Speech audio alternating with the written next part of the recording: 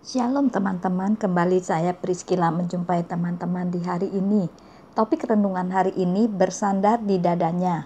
Yohanes 13 ayat 23 sampai 25.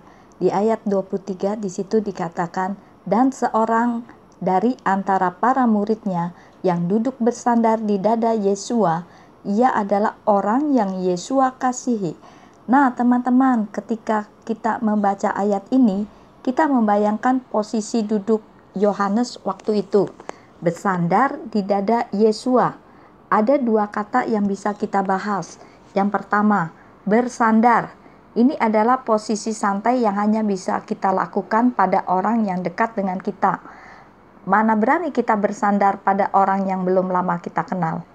Bersandar lebih sering dilakukan dalam posisi manja kepada orang yang dituakan, misalnya pada pasangan, pada saudara, atau pada orang tua. Yang kedua, di dada. Kita tentu sering membiarkan anak kita khususnya bersandar di dada. Ketika anak saya masih kecil, saya membaca sebuah buku tentang ketenangan seorang anak ketika mendengar detup irama jantung orang tuanya. Dalam posisi seperti itu juga, kita bisa berbicara dengan anak dari hati ke hati dan ia mendengarkan, menyerap, dan merespon dengan baik. Di saat berbicara itulah anak saya mengenal suara saya.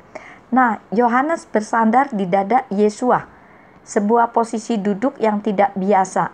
Ia duduk di mana orang lain tidak berani duduk. Ia bersandar dan mendengar detup jantung Yesua dari tempat yang paling dekat dan personal. Ia mendengar dan mengenal suara Yesua dengan baik dan dari tempat paling dekat dan jelas. Menyerap pengajaran Yesua dari hati ke hati. Ia merasakan kasih Yesua secara langsung dan merespon dengan sangat baik.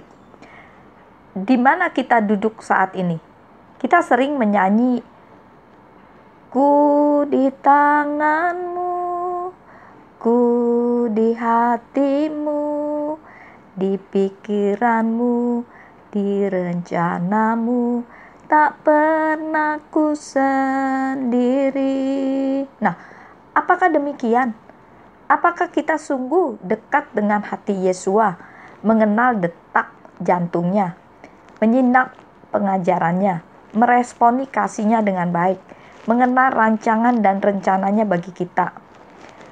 Yohanes duduk di tempat di mana belum tentu kita di sana. Itu sebabnya ia disebut sebagai murid yang dikasihi Yesua. Begitu banyak orang mengaku-ngaku dikasihi Yesua, padahal mereka tidak mengasihi Yesua.